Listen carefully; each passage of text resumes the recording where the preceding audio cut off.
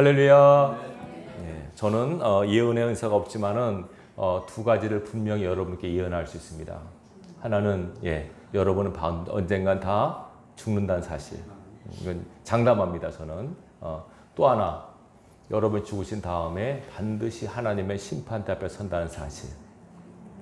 히브리서 9장 27절에 나왔죠. 사람이 한 번 죽는 것은 사람에게 정한 것이고 그 외에는 심판이 있을 것이다 라고 말씀하십니다. 신앙하는 저와 여러분들은 반드시 그날 영적인 디데이죠. 내가 이 세상을 떠난 날 동시에 하나님 앞에 서는 그날을 늘 생각하며 삶을 살지 않으면 안 됩니다. 아시겠죠? 그날을 꼭 생각하며 삶을 살기를 바랍니다. 좀 이 시간에 오늘은 이 말씀을 여러분 보시면 알겠지만은 좀 이렇게 은혜로운 말씀이라기보다는 좀 거부갈 수도 있습니다. 그렇지만은 할 수 없습니다. 이 말씀을 저는 여러분에게 전해야 되겠습니다.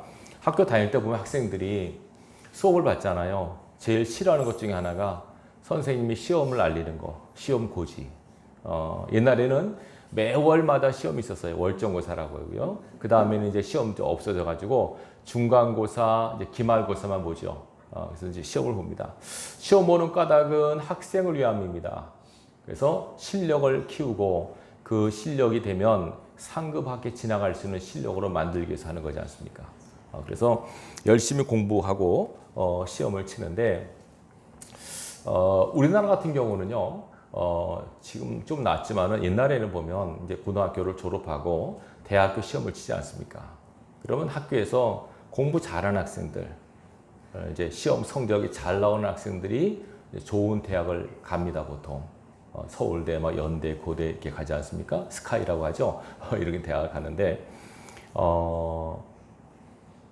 서양은 좀 다릅니다. 미국 같은 경우를 보면 열심히 공부를 하는, 우리나라에서 최고 학교를 졸업한 학생이 미국의 인류 대학교에 떨어진 경우가 많습니다. 왜 그런 거 하니? 우리나라 같은 경우는 그렇지 않은데 미국 같은 경우는요, 성적만 보질 않습니다. 학생이 어떻게 생활했는가 하는 것을 봅니다. 종합적인 평가를 합니다. 그러니까 아무리 공부를 잘했어도 계속 1등만 했어도 그 학생이 인격이나 품성이나 생활이 바르지 못하면 입학할 수가 없습니다. 우리나라 같은 경우는 그게 없잖아요. 요새 좀 낫죠. 요새는 보면 생기부라고 해가지고 학생 생활 기록부를 해가지고 이 학생이 어떻게 살았는가를 이제 보지 않습니까? 옛날에는 저 때만 해도 그게 없었어요. 그냥 문제 잘 풀면 갔어요. 좋은 대학에. 근데 서양은 안 그래요. 이런 경우를 많이 봤어요. 서울대학교를 졸업한 학생이 하버드 대학원에 못 들어간 거죠. 그렇게 열심히 공부했는데 머리가 좋은데 왜 못 들어갈까? 그 생활, 다시 말하면 품성과 인성이 그 학교 요구되는 수준이 안 됐기 때문에 못 들어간 거더라고요. 여러분 잘 들으십시오. 천국 가는 것도 마찬가지입니다. 자, 이 자리에 앉은 모든 분들의 최종 목적지는 천국입니다. 그렇죠? 들어가기를 원하시고 당연히 가셔야 됩니다. 사실 우리가 교회 나온 이유 중에 하나도 천국 가기 위함입니다. 이 땅에서 건강하고 부자 되고 잘 살고 얼마나 되겠습니까? 잠깐의 인생인데 금방 가죠. 중요한 것은 여기 모여서 예배하는 모든 분들이 천국을 가기 위한 목적으로 와 있다는 사실. 그러면 천국을 잘 가는 방법을 알아야죠. 보통 우리 이렇게 얘기합니다. 천국 어떻게 갈까요? 예수 믿으면 가죠. 맞습니까? 틀립니까? 맞습니다. 예수 믿으면 갑니다. 예수님 잘 믿으면 천국 갑니다. 그러면 예수님을 잘 믿는다고 하는 것이 뭔가? 믿음이라고 하는 것이 뭔가? 이걸 우리가 생각하지 않으면 안 됩니다. 성경은 분명히 믿음을 어떤 정적인 포인트가 아니라 동적인 포인트에다가 초점을 맞추는 것을 볼 수 있습니다. 믿음이 있는 사랑이도 다 마찬가지입니다. 일단은 마음으로 믿고 입으로 영접하여 구원을 이룬다고 그러지 않습니까? 근데 중요한 것이 그 사람이 믿은 그 주님이 내 삶에서 참 주님이심을 우리가 증거하지 않으면 내 믿음이 참 믿음임을 반드시 보이셔야 됩니다. 이것이 없으면 아무리 본인이 믿는다고 해도 하나님이 인정을 안 하실 수가 있습니다. 남현희 권사님이라고 해서 간증이 있어요. 여러분들이 유명한 간증인데 한번 들어보시면 도전이 될 줄 알아요. 그 권사님이 10남매를 낳고 열심히 사시다가 위암으로 돌아가시게 됐는데 이게 자녀들이 다 보는 앞에서 운명을 하십니다. 돌아가시는데 숨을 거두셨어요. 그래서 막 자녀들이 통곡을 하는데 어찌된 일인지 조금 있다가 다시 살아나는 거예요.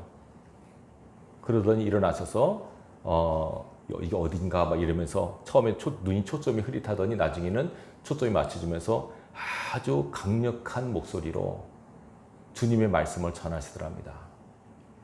천국 가니까 예수님께서 잘 살았다고 안아주시면서 위로하시는데 너는 잘했지만 네 자녀 10명은 교회는 다니지만 구원받지 못했다는 식으로 말씀하시더래요. 교만하고 믿음 없다고 책망하시더라고요. 그래서 가서 네 자녀를 다 구원시키라고 그리고 나한테 오라고 이렇게 말씀하셨다는 거예요. 그래가지고 권사님이 깨셔가지고 자녀 다 불러온 다음에 일가지척 다 오라고 그랬답니다. 그래서 40명이 다 왔답니다. 그 밤에 40명이 다 와서 주님께서 하신 말씀을 그대로 다 전했답니다. 회개하라고 예수님 제대로 믿으라고. 그래서 그날 밤에 40명의 모든 일가지척이 다 통에 자복하고 회개해서 구원을 받았다는 그런 간증이 있어요. 여러분 교회를 다닌다고 구원받는 건 아닙니다. 거듭 강조했죠. 남현희 권사님은 천국에 가니까 먼저 지옥을 갔답니다. 지옥을 가니까 남현희 권사요, 남현희 권사요. 알던 권사님이 지옥에 있고 알던 집사님이 지옥에 있고 목사님들도 장로님들도 지옥에 많다는 거예요. 깜짝 놀랐죠. 아니 저 그룹들이 지옥에 왜 있지? 충격을 받은 겁니다.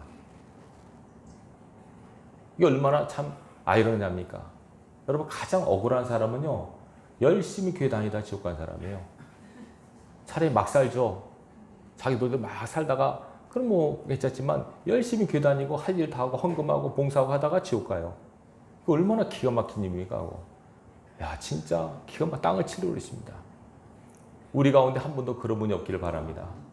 잘 들으셔야 됩니다. 그래서 잘 들으셔야 됩니다.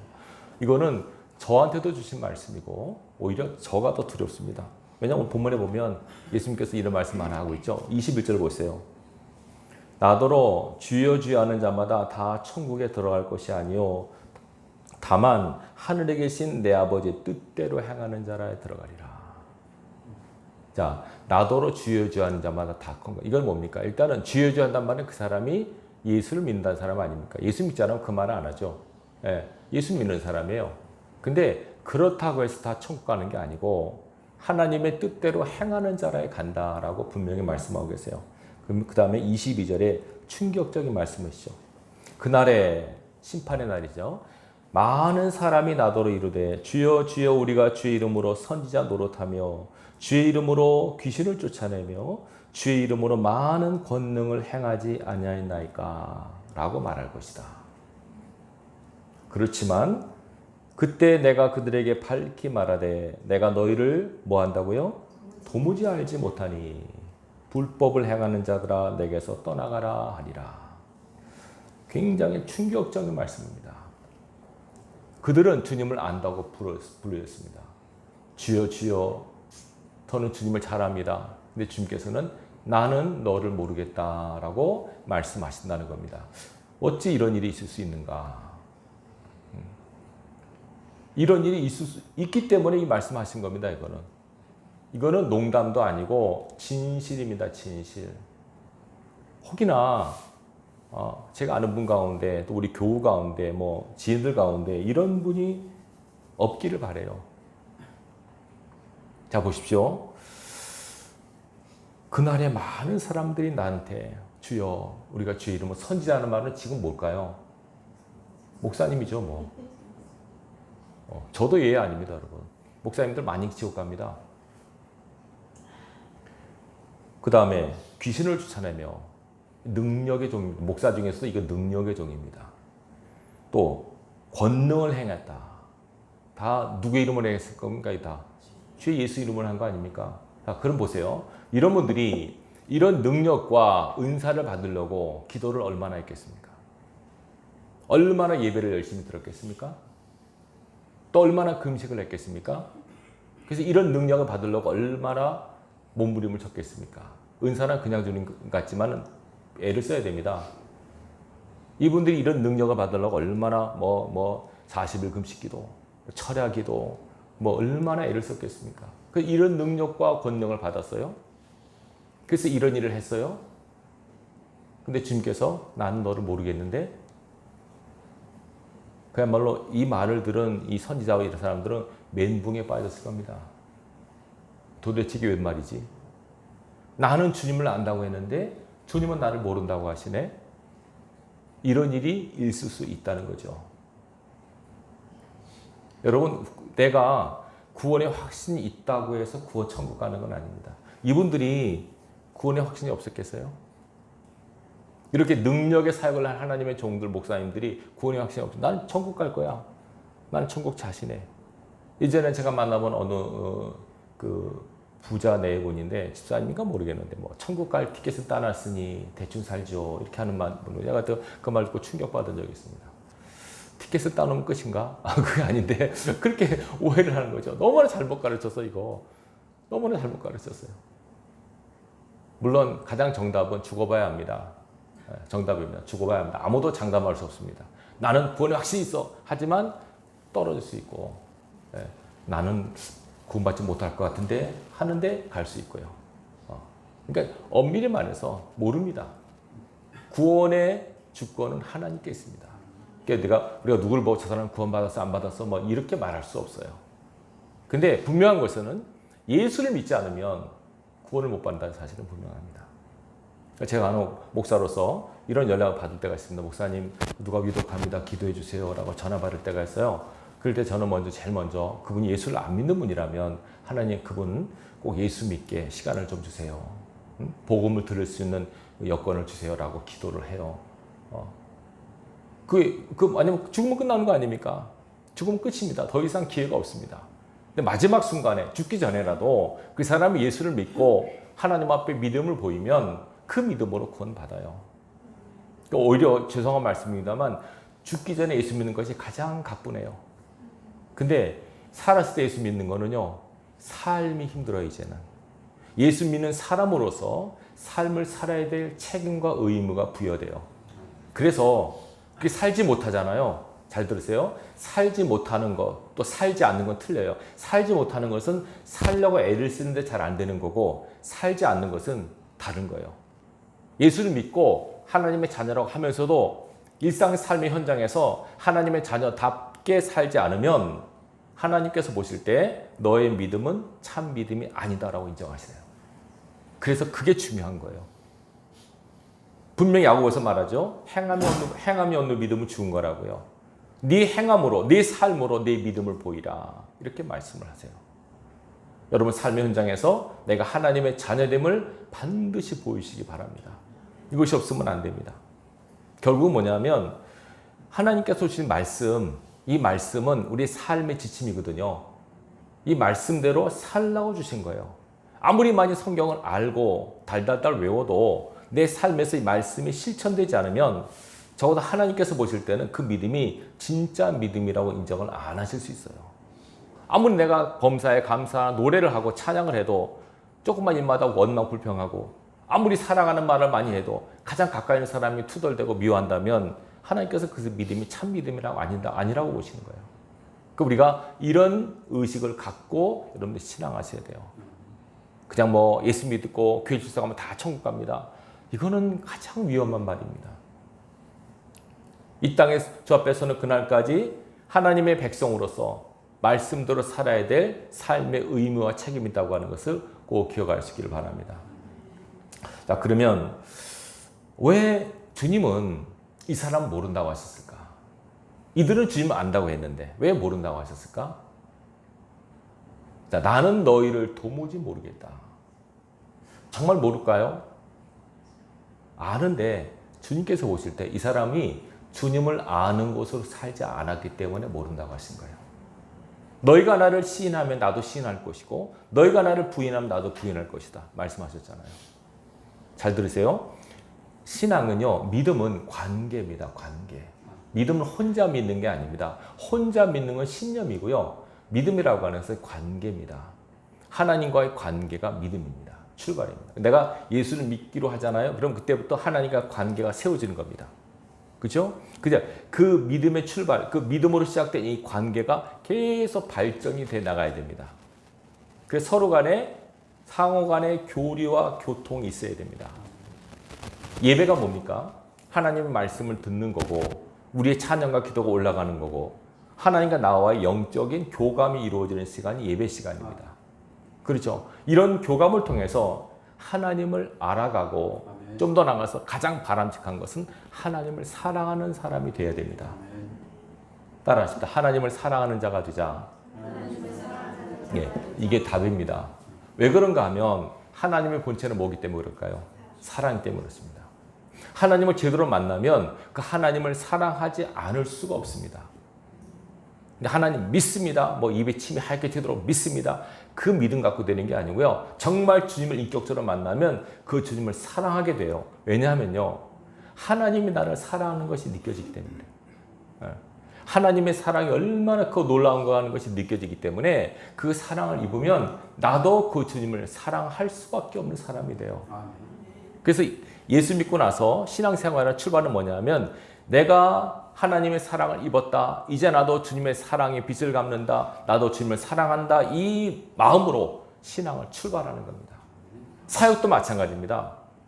예수님께서 베드로에게 사역 시작하기 전에 물으셨죠. 내가 나를 사랑하느냐 물으셨습니다. 믿느냐라고 하지 않으시고 내가 나를 사랑하느냐. 사랑이 하나님의 사람으로서 살아가는 가장 기초요 기반이 됨을 아셔야 됩니다. 심지어는요 고린도서 16장 22절 보면 이렇게 말합니다. 누구든지 주를 사랑하지 않은 자는 저주를 받을지어다. 무슨 말이죠? 주님을 사랑하지 않으면 뭐가 있다고요? 저주가 있다는 겁니다. 그러면 잘 보십시오. 아까 이 선지자, 이 능력의 종들이 왜 주님 모른다고 하셨을까요? 뻔하죠. 그죠? 주님을 사랑하지 않는 겁니다. 자기를 사랑했고, 돈을 사랑했고, 명예를 사랑했고, 주님을 사랑하지 않은 겁니다. 그러면 사랑한다는 게 뭘까? 보통 우리가 사랑하면, 그죠? 좋아하는 걸 뜻하지 않습니까? 성경에는요, 그렇게만 말하고 있지 않아요. 내가 누굴 사랑한다면 우리 에로스적인 사랑은 좋아하는 것을 기반으로 하거든요. 친구든지 부모든지 다 좋아하는 거. 물론 하나님 우리를 좋아하세요. 기뻐하세요. 근데 성경에서 말씀한 하나님의 사랑의 특징이 있어요. 아가페의 특징이 있습니다. 요한복음 3장 16절. 하나님이 세상을 이처럼 사랑하사 독생자를 주셨으니 이는 저를 믿는 자마다 멸망치 않고 영생을 얻게 하려 하십니다. 하나님의 사랑 아가페의 특징이 뭔지 아십니까? 따라하십시다. 희생입니다. 주는 거 희생입니다. 뒤집어 말하면 희생이 없는 사랑은 사랑이라고 볼 수 없습니다. 반대로 말하면 사랑하면 희생이 따릅니다. 예수님께서 우리를 사랑하셨기에 당신의 생명을 희생하셨습니다. 아버지는 아들을 희생하셨고 아들은 생명을 희생하셨습니다. 성령이 뭘 희생할까요? 성령이 어떤 희생을 할까? 우리를 위해서.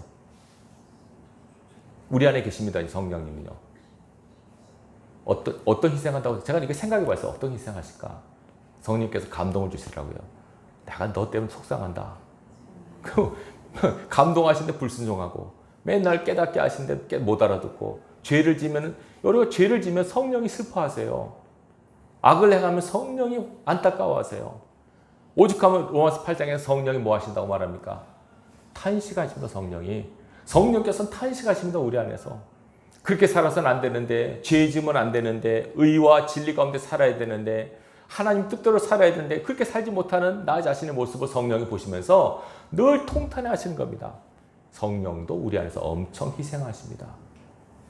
그래서 아마 예수님께서 성령이 제일 속은 많이 썩은 걸 아시고 예수님께서 성령 속상해 하지 마라. 성령을 근심케 하지 마라. 성령을 회방하는 자는 용서받지 못한다까지 말씀하셨을까요? 성삼의 하나님은 우리를 사랑하셔서 엄청난 희생을 하십니다. 고로 내가 주님을 사랑한다는 것은 무엇으로 증명이 되느냐? 주님을 위한 뭘까요? 희생입니다. 딴 거 없습니다. 주님을 위한 희생이 있는 사람이 주님을 사랑하는 사람이에요. 즉 주님을 위한 희생이 없으면 그 사람은 주님을 사랑하는 사람을 볼 수 없어요. 많은 경우가 그죠? 주님을 위해서 산다기보다는 나의 평안과 일신의 안락을 위해서 주님을 이용하는 사람들이 많아요. 하나님 편하고 기도하죠. 병 고침을 위해 기도하여 물질의 축복을 놓고 기도해요. 이거는 주님을 위한 겁니까? 나를 위한 겁니까? 나를 위한 거죠. 우리 자식 잘 되게 해주세요. 남편 출세하게 해주세요. 형통하게 해주세요. 다 보면 주님을 위한 것이 아니라 나의 일락을 위한 기도예요. 그러니까 주님이 그걸 싫어하지는 않으세요. 그거는 기도의 기초고요. 이제는 그만하면 됐고 이제는 내 나라를 위해서 기도해다오. 너의 비전을 놓고 기도해다오. 내가 넌 어떻게 쓸 것인지.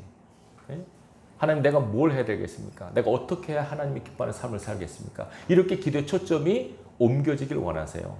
처음에는 그렇게 출발하죠. 하나님 돈 주세요. 건강 이렇게 출발하죠. 근데 나중에는 이제는 하나님 이걸 채우시는구나. 하나님의 나라와 의를 구하는 사람한테 남은 걸 채우시는구나. 이것이 확신이 되면 이제는 내가 하나님을 위해서 어떻게 살 것인가? 어떻게 이 땅에 하나님 나라가 임하기를 위해서 내가 무슨 노력을 할까? 어떻게 내가 십자가를 져야만 하나님 뜻이 이루어질까? 이런 거룩한 고민을 하고 이런 기도를 해야만 하나님이 기뻐하는 기도가 돼요. 여러분 기도의 초점이 이렇게 성화되고 성숙되는 단계에 올라갈 수 있기를 바랍니다. 맨날 자기 자신 일락만 위해서 기도하면 안 됩니다. 물론 영혼을 위한 중보기도도 필요하고 다 필요합니다. 근데 주님께서 분명히 말씀하셨어요. 먼저 하나님의 나라와 의를 구하라. 주기도문을 말씀하셨죠. 아버지의 이름이 거룩히 여김을 받으시고 하나님의 나라가 이 땅에 임하게 해달라고 기도하라고 말씀하셨어요. 이 기도가 가장 중요하고 우선된 기도예요. 그렇게 기도할 때 나머지 모든 필요를 채우시겠다고 하셨어요. 처음엔 몰라서 그렇게 기도했지만은 나중에 이렇게 기도를 바뀌어야 돼요. 근데 그게요 계속 그런 식으로만 기도하잖아요. 그럼 뭐예요? 하나님을 위한 희생보다는 하나님을 등에 업고 뭔가를 얻겠다고 하는 마음이에요. 제가 봤을 때 여기 선지자 이런 사람들은요, 제가 봤을 때 보세요. 이 사람이 능력의 종 아닙니까? 귀신 내쫓고 병을 고쳐요.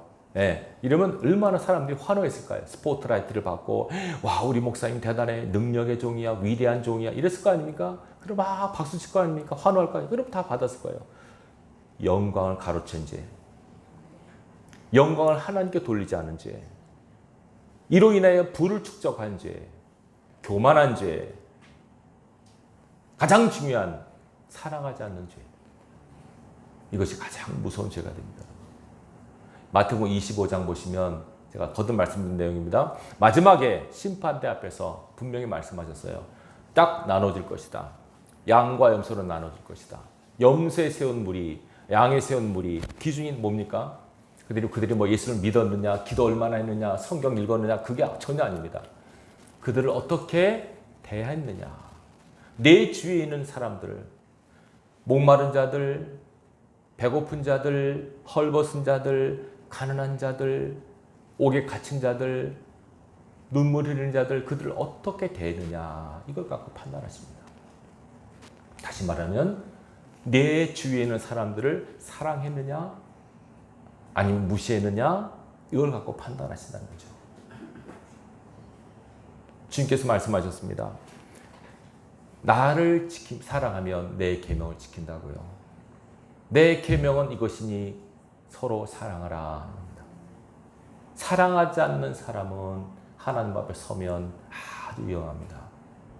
독불장군 신앙인이죠. 나만 혼자 예수 믿고 전도도 안 하고 자기만 하면 된다는 식의 신앙. 가장 위험합니다.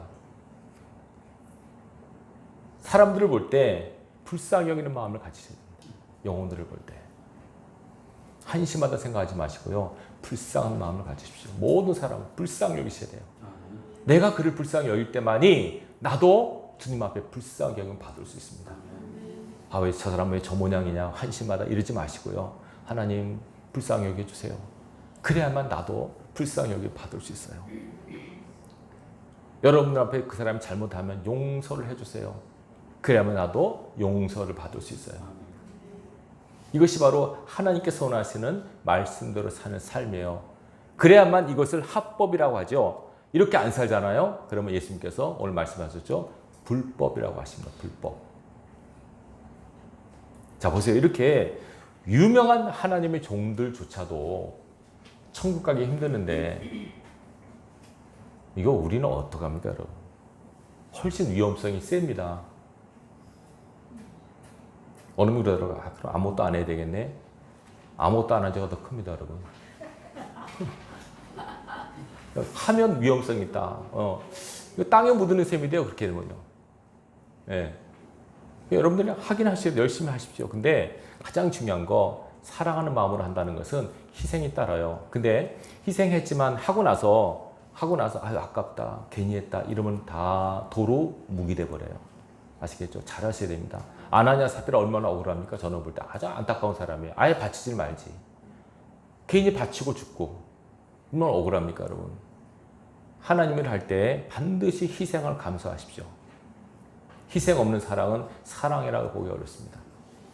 교회를 위해서 희생하시고, 여러분의 가정을 놓고 희생하시고, 물질로, 시간으로, 몸으로 희생하지 않으면 안 됩니다. 마태복음 주님 말씀하셨잖아요. 누가 내 뺨을 때리면 다른 뺨을 돌려대라. 오리를 가자 그러면 십리를 가라. 내 속옷입니까? 겉옷입니까? 속옷을 달라면 겉옷까지 주라. 희생입니다.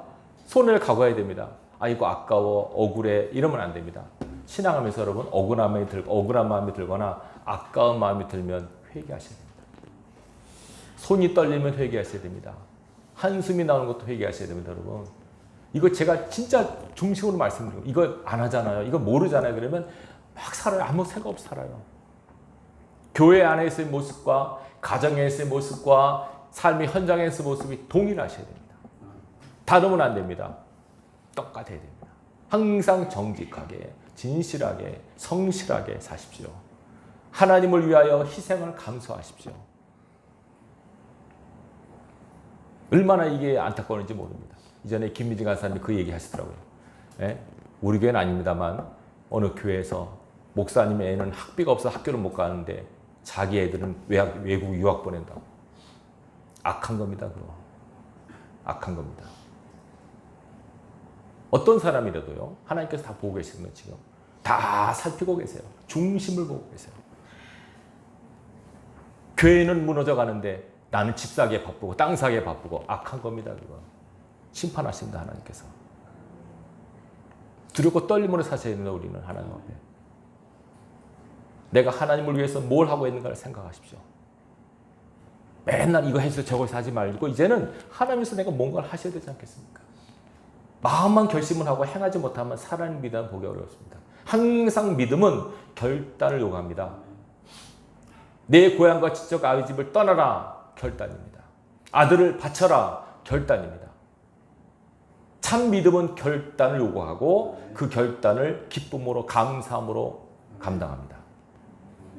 하나님 앞에 여러분 설 때 분명히 주님께서 우리에게 말씀하셨을 겁니다. 너는 말씀대로 얼마나 살았느냐. 남의 이걸 살면 그러고 딱 지옥 가니까 딱 가는데 천국도 아니고 지옥도 아니고 이상한 곳에 갔대요. 거기는 분위기가 이상하더래요. 가보니까 심판대 앞에 가는 거예요. 사람들이 줄 서서 심판을 기다리고 있는데 심판을 기다리는 사람들의 모습이 벌벌벌 떨고 어찌할 줄 모르더래요. 어떤 심판을 받을까? 어떤 판결을 받을까? 얼마나 두려운 순간입니까, 여러분? 그래서 우리 삶이 파노라처럼 쫙 일생이 이렇게 나열되더래요. 어떻겠습니까, 여러분? 얼마나 두렵습니까? 아무도 하나님 앞에 자신할 수 없어요. 숨길 수 없어요, 그거는. 성경에 뭐라 하냐면 자기 입으로 자기 죄를 짓고 한다 그래요. 얼마나 무슨 말입니까? 내가 이런 사람입니다. 내가 거짓말도 했고요. 사기도 쳤고요. 막 이래 자기 입으로 자기 입을 말한다는 거예요, 그게. 얼마나 무슨 말입니까? 아무리 해도 이 세상에서는 거짓말도 하고 뭐 숨기기도 하지만 하나님 앞에서 그게 안 되는 거죠. 내가 어떤 사람들을 내 입으로 말한다는 거예요. 얼마나 무슨 말입니까? 여러분, 저는 이 말씀을 정말 중심으로 드립니다. 잘 사시기 바랍니다. 하나님 앞에. 예수 믿는다고 하는 건 뭔가 그냥 교회 다니고 예배 드리고 그게 아닙니다. 여러분 삶에서 하나님의 사랑이 어떠한 건지를, 예수 믿는 것이 무엇인지를 반드시 증명하셔야 됩니다. 반드시. 시간으로, 물질로, 몸으로 증명하셔서 여러분이 희생을 반드시 쏟으셔야 됩니다. 반드시 희생하십시오. 희생 없으면 안 됩니다. 절대로 공짜로 먹으면 안 됩니다. 천국 공짜라고 하지 않습니다, 여러분. 주님께서 이미 다 합을 치르셨고 이제 우리는 그 보답하는 삶을 살지 않으면 주님께서 인정을 안 하십니다. 절대로 나 자신을 위해서 살지 마십시오. 하나님의 나라와 그 의를 위해서 사시고요. 영혼들을 위해서 사십시오. 그것이 내가 존재하는 이유의 목적입니다. 이것이 빛나게 되면 이걸 가르치지 않으면 안 됩니다. 저는 목사로서 여러분의 영혼을 책임진 사람입니다. 제가 잘못 가르쳐서 안 가르쳐 여러분 지옥 갔다면 저도 책망받을 겁니다. 야, 문 목사, 너 왜 이 얘기를 안 했어? 예수 믿고 교회만 다니면 천국 간다고 그런 얘기 했어? 아닌데요. 저 이 말씀대로 다 전했는데요. 제대로 살라고 전했는데요. 예수 잘 믿으라고 전했습니다. 사랑하라고 전했습니다. 그럼 저는 책망을 면할 거예요. 이제 듣고 행하지 않은 여러분의 몫이에요. 그건 이제. 야, 너 무목사가 전했을 때 너 뭐 했냐? 잤어요. 귀에 빠졌어요. 알긴 알았는데 행하지 못했어요. 그럼 여러분을 책망받아야잖아요. 저는 다 전했어요. 여러분 들으셨죠? 행하시기 바랍니다. 이번 한 주간 동안에 앞으로도 항상 희생을 강조하십시오. 여러분 누구한테 누가 짐을 지으면 나 귀찮다 그러게 하지 마세요. 기꺼이 감당하세요. 기쁨으로 감당하세요. 수고와 헌신을 아까워하지 마세요. 기쁨으로 하십시오. 주님을 생각하면서 하십시오. 그럴 때 여러분의 상급이 있고 칭찬이 있고 하나님 여러분의 생명체 이름이 바짝바짝 빛날 것입니다. 저 앞에서는 그날에 여기 있는 모든 분들이 다 천국문 앞에서 다시 만날 수 있게 되길 바랍니다. 그날에 저 앞에서는 그날에 영광스러운 그날에 하나님의 나팔소리 울려 퍼지고 심판대 앞에서는 그날에 저 여러분의 삶이 파노라처럼 펼쳐질 때 주께서 마지막에 잘할도다 착하고 충성된 종아 라는 말씀 듣는 것이 여러분의 소원이 될 수 있길 바라고 하나님이 인정하신 삶이 돼서 천국 모두 아름다운 하나님 나라에 입성하는 그 영광과 은혜를 누릴 수 있기를 주님의 이름으로 축원합니다. 기도하겠습니다. 하나님 아버지 감사합니다. 오늘 말씀으로 함께 은혜를 나눴습니다. 우리가 예수 믿는다고 하는 것이 무엇인가를 다시 한번 생각할 수 있는 시간 되게 하시면 감사를 드립니다. 교회 출석하고 예배를 드리고 또 성경을 읽고 기도를 하고 한다고 해서 하나님 앞에 갈 수 있는 것이 아니라고 하는 것을 깨달았습니다. 내 삶의 현장에서 주님의 사람으로서 하나님 말씀을 얼마나 실천하느냐, 주님의 심장을 가지고 얼마나 사랑하느냐, 얼마나 헌신하느냐, 얼마나 희생하느냐, 이것을 하나님이 보신다고 하는 것을 잊지 않게 하시고 우리 삶으로 하나님 앞에 참 믿음을 보일 수 있는 우리가 되게 하여 주옵소서. 예수 이름으로 감사하며 기도합나이다. 아멘.